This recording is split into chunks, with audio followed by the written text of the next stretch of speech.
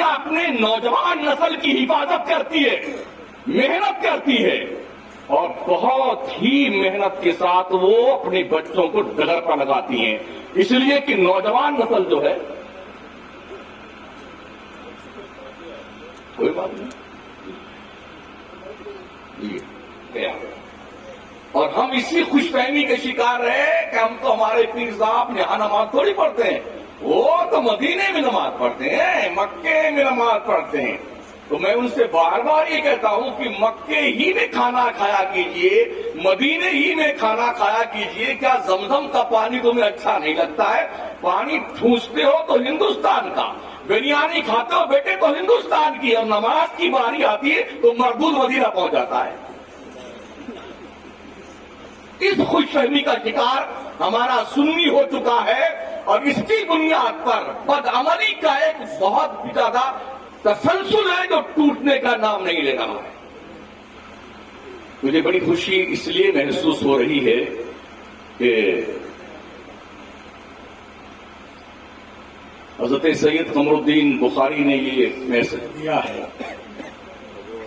مجاہد دورہ کا ایک شعر مجھے یاد آ رہا ہے، میری خاموشیوں سے تم کہیں دھوکہ نہ کھا جانا، میری خاموشیوں سے تم کہیں دھوکہ نہ کھا جانا، فضا میں برف بن کر کھودنا ہم کو بھی آتا ہے، اور تردامنی پہ شیخ ہمارے نہ جائیے،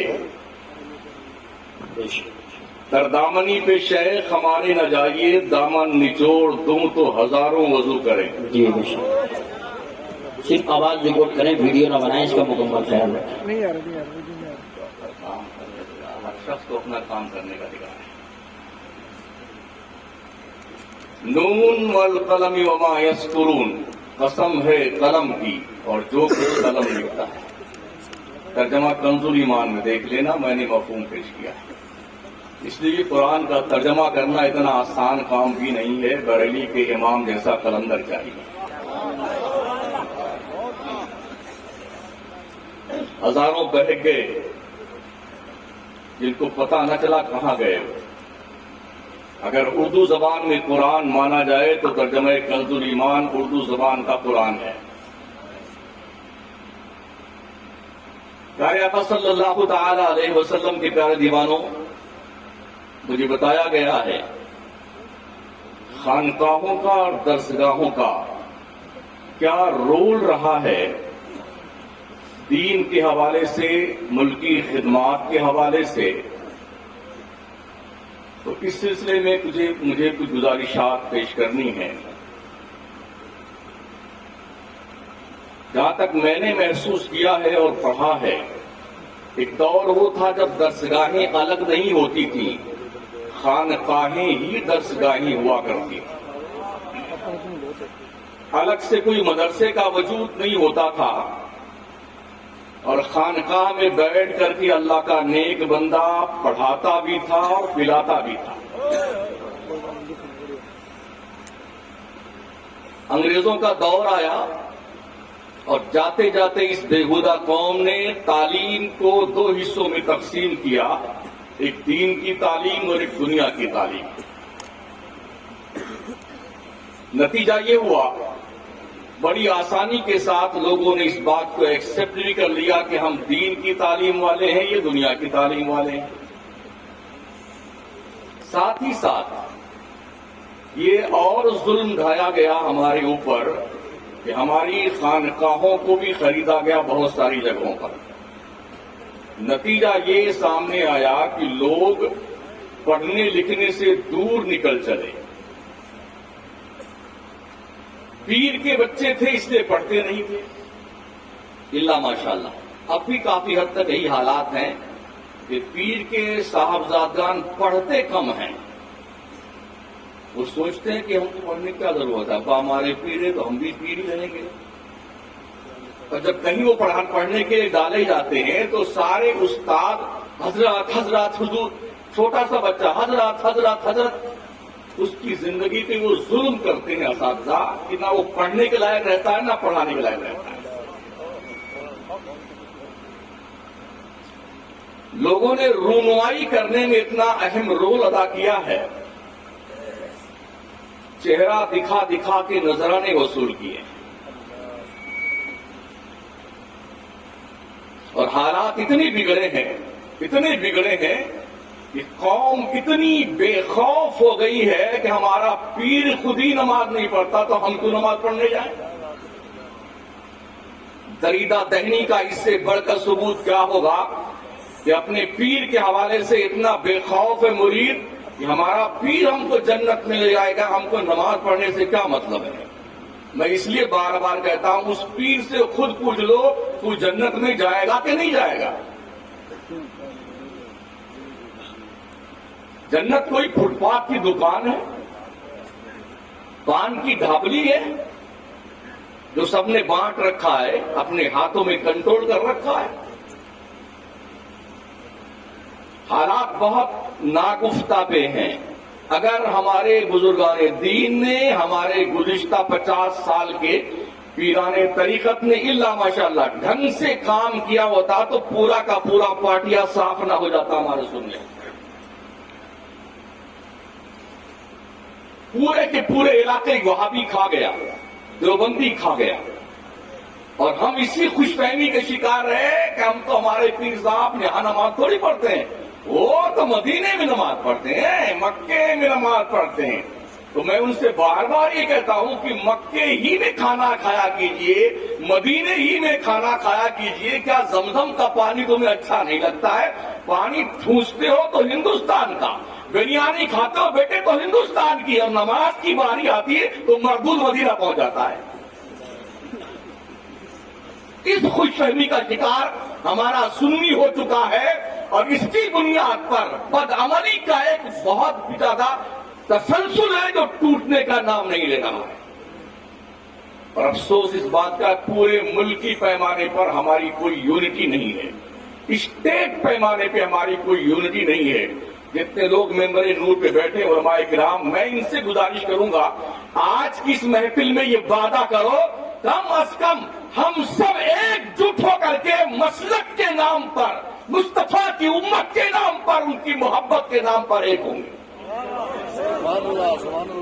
پیروں کے نام پر ایک ہونا ممکن نہیں ہے، اس لیے کہ کسی کال کی ٹوپی کالی ہے، کسی کی پیلی ہے، کسی کی گلابی ہے، کسی کی ہری ہے۔ لوگوں نے ٹریڈ مارک بنا رکھے ہیں، ٹوپیوں کی ڈیزائن بھی بنا رکھی ہے، اس ہی ڈیزائن کا مرید ماشاءاللہ ہمارے پیر بھائی سبحان اللہ۔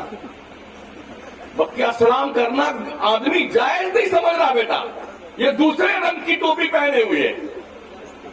یاد رکھو قیامت میں تم سے یہ نہیں پوچھا جائے گا تم رضوی تھے، اشرفی تھے، برکاتی تھے، نوری تھے، ابوالولائی تھے، کہیں نہیں لکھا ہوگا کہ یہ پوچھا جائے گا۔ ہاں تم سے یہ پوچھا جائے گا مصطفیٰ کی محبت تمہارے دل میں تھی کہ نہیں تھی۔ ایک ہونا ہے تو حضور کی محبت پہ ایک ہو جاؤ، حضور کے پیار پہ ایک ہو جاؤ، نبی کے عشق پہ ایک ہو جاؤ۔ یہی وہ انمول دولت ہے جس کو فروغ دینے کے لیے، بڑھانے کے لیے، پڑھانے کے لیے مدارس اور خانقاہیں سب اسی کام میں لگی ہوئی تھی، اور بزرگوں نے یہی میسج ہمیں اور آپ کو دیا ہے۔ بریلی کے کلندر نے جبھی تو کہا تھا نا، اے عشق تیرے صدقے جلنے سے چھوٹے سستے، جو آگ بجھا دے گی وہ آگ لگائی ہے۔ اپنے دل کا قبلہ صحیح کر لو، وہ قبلہ جو سمت مدینہ کی طرف جھکتا ہو، سر تو کعبہ کی طرف جھکتا ہے، دل مدینے کی طرف جھکتا ہے۔ عشاق طیبہ سجدے میں سوئے حرم جھکے، اللہ جانتا ہے کہ نیت کدھر کی ہے، اللہ جانتا ہے کہ نیت کدھر کی ہے۔ امبر زمین ابیر ہوا مشک تر غبار، ادنا سی شناخت تیری رہ گزر کی ہے۔ پیارے آقا کے پیارے دیوانوں، پڑھیے پڑھیے۔ مجھے افسوس ہے ہمارے اس بیکانیر، جیسلمیر، باڑمیر اور گنگا نگر سائڈ میں اتنے سارے مدرسے ہیں، اتنے سارے مدرسے، کہیں 10 بچے ہیں، کہیں 5 بچے ہیں، کہیں 2 بچے ہیں، جو مجھے رپورٹ دی گئی. ایسے ایسے لوگ ہیں جو 3 طلاق ہونے کے بعد بھی بغیر حلالہ کے نکاح پڑھائے ہوئے ہیں. بولے اگر مفتی کے پاس جاؤ گے تو جھنجٹ ہو جائے گی، اپنے نپٹا دیتے ہیں. یہ حالات ہیں. میں گاؤں کا نام نہیں لوں گا اور نہ مولوی کا نام لوں گا. یہ تباہی کیوں ہے؟ یہ بربادی کیوں ہے؟ یہ ہمارے مدارس کس کام کے؟ یہ علماء کیا کر رہے ہیں ہمارے؟ کیوں نہیں؟ میں سمجھتا ہوں ہماری سنیت کا سب سے بڑا خسارہ ان اماموں سے ہے جو صرف حافظ صاحب ہیں یا 2 کلاس پڑھی ہوئے مولوی صاحب ہیں. اللہ کی پناہ، میں نے بھی دیکھا وہاں پر چھتیس گڑھ میں ایک بڑی مسجد، بہت بڑی مسجد، 5 کروڑ کی مسجد بنی ہے، اس میں امام صاحب حافظ صاحب ہیں. جس کو مسئلہ نہ پتا ہوگا وہ کیا نماز پڑھائے گا یار؟ کیا دین سمجھائے گا قوم کو؟ اب چونکہ بہت ساری مسجدوں میں صرف حافظ امام ہے، 2-4 کتاب پڑھ کے امام ہے، اب یہ ہٹ نہیں سکتے وہاں سے. پیٹ جمع رکھی تو کم از کم ایک لائحہ عمل مرتب کیا جائے، ہر علاقے میں ایک ایسا سینٹر قائم کیا جائے، وہ کم از کم آ کر کے اپنا قرآن شریف تو صحیح کر لیا کریں. یار کیوں نمازیں لوگوں کی خراب کرتے ہیں؟ کیوں لوگوں کے بیچ میں غلط مسائل بیان کرتے ہیں؟ کم از کم ان کی ٹریننگ ہفتے میں 1 بار ہو، ایسا کچھ سسٹم لاگو کیا جائے. ہمارے پیسے جو فالتو خرچ ہو رہے ہیں نا، ان پیسوں کو ان مقاصد پہ استعمال کیا جائے کہ جو لوگ 20-20 سال سے 25-25 سال سے قوموں کی امامت کر رہے ہیں اور جن کا خود قرآن صحیح نہیں ہے، کم از کم شرم و حیا کو بالائے طاق رکھ کر کے نبی کے فرمان کی روشنی میں اطلب العلم من المہد الی اللحد، ماں کی گود سے لے کے بڑھا جانے تک، قبر میں پہنچنے تک علم حاصل کرو. تو شرم کس بات کی ہے؟ پڑھیے. اسلام پڑھنے کا مذہب ہے، جہالت کا مذہب نہیں ہے. اسلام کوالیفیکیشن کا مذہب ہے. اسلام پڑھنے اور پڑھانے کا مذہب ہے. سب سے پہلا میسج اللہ نے 571 سال کے بعد جب پہلی بار مصطفیٰ کریم کی وساطت سے اللہ مخاطب ہوا، غار حرا میں جبریل آئے تو خدا کا پہلا پیغام لائے تھے کوالیفیکیشن کا، اقرا. پڑھیے. اس قوم کا حال یہ ہے کہ ہمارے ملک ہندوستان میں شیڈول کاسٹ سے بھی نیچے پڑھائی کے معاملے میں ہم مسلمان ہیں. ہماری کنڈیشن یہ 2% ہی ہماری تعلیم ہے. 14% مسلمانوں کے بچے باضابطہ طور پر 12ویں پاس کرتے کرتے وہ ڈراپ آؤٹ ہو جاتے ہیں، آگے نہیں پڑھتے ہیں. پریشانی ہے، پیسے نہیں ہے، دھندا پانی نہیں ہے، ماں باپ کی کیپیسٹی نہیں ہے، حیثیت نہیں، کیسے پڑھائیں گے، کیسے پڑھائیں گے، کیسے پڑھائیں گے؟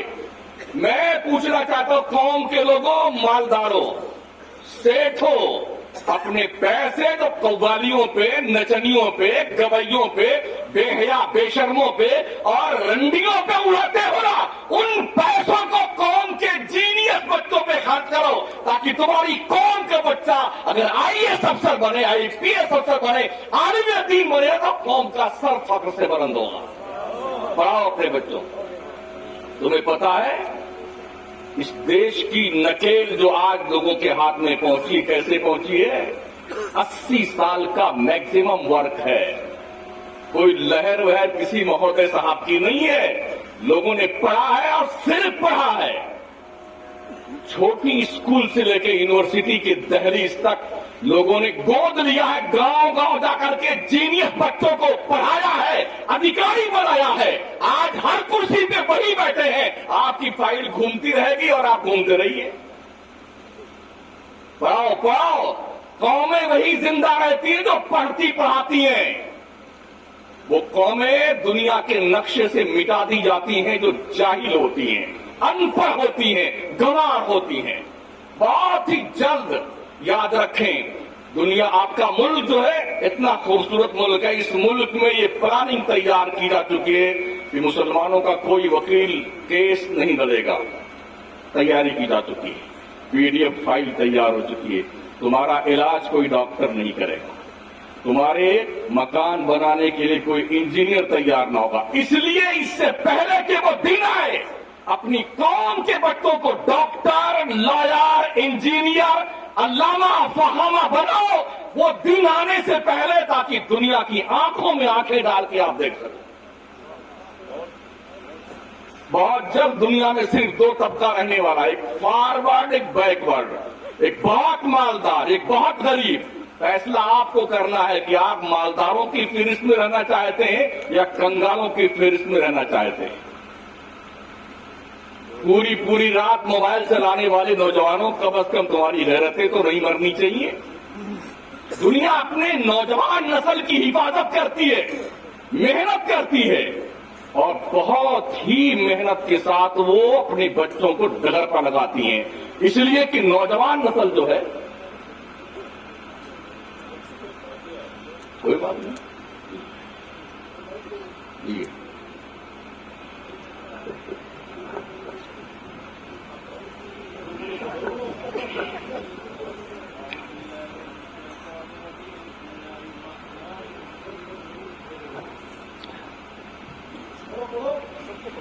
لا يستوي أصحاب النار وأصحاب الجنة، أصحاب الجنة هم الفائزون. لو أنزلنا هذا القرآن على جبل لرأيته خاشعا